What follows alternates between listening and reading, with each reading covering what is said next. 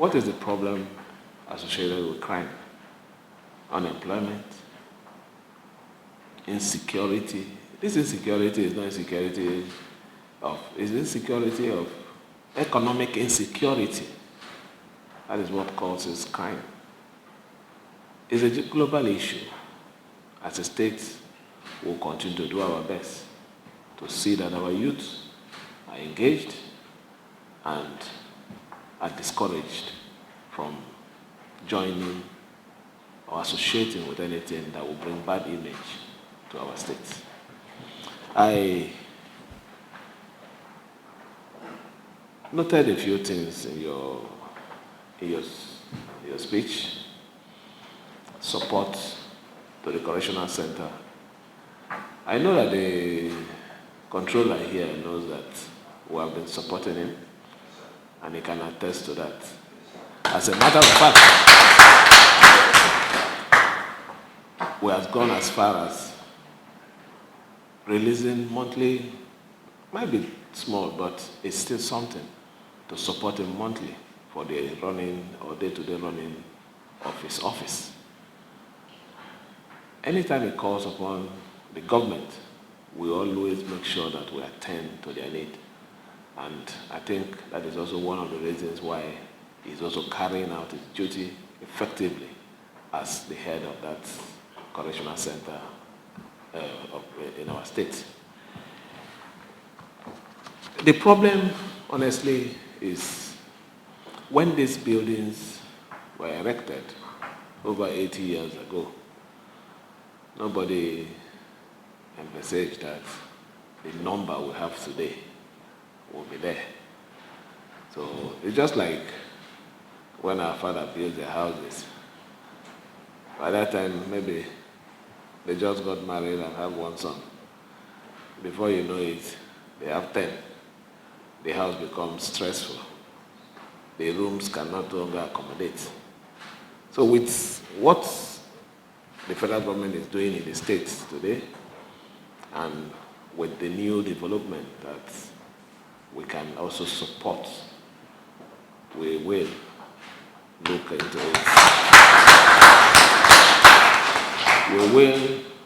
I will mandate the Secretary to the State Government to go and assess what is going on there and liaise with the appropriate authority and see where we can come in to complete it, so that this issue of having this correctional center in the city, center of the city, which is not a good idea, at least we can solve that problem once. I can assure you that our government is focused and we know the needs of our people. We know the importance of bringing these men and women that are in this correctional center back to the society. But it's not just bringing them to the society. We also need to ensure that proper evaluations are done to ensure that we are not endangering our people. It's not just to say we need to integrate them. We also need to do the proper thing to make sure that when they leave, they can fit in. And what is that thing that we need to do?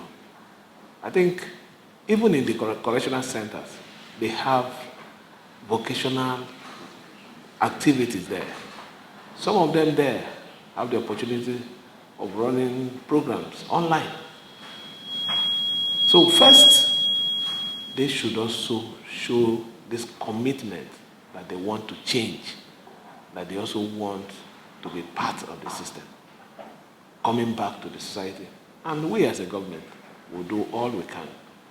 I know that the government, from time to time, I know the CJ has visited the correctional center, has also, after evaluation, I know I've seen a few letters when he has written to me that he has visited and have confirmed, assessing a few, that they've granted them one bail or the other.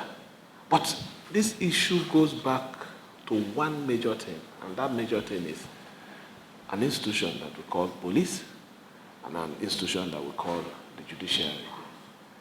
most of these issues that we're talking about, overcrowding of the prisons or correctional centers, might be late or delay in their cases.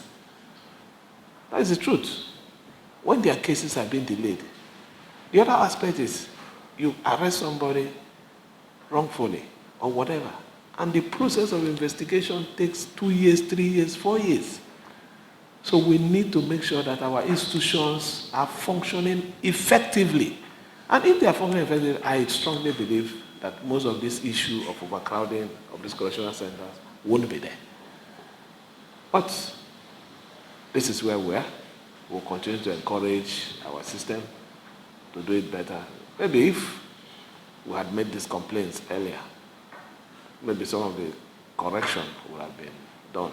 So now that we're saying it, I believe they are hearing it and they will expedite action to make sure that some of these things are put to check. But as a committee that is representing the House of Representatives, it is important on your part too. I know what I mean, your part. You make the law. You make this law.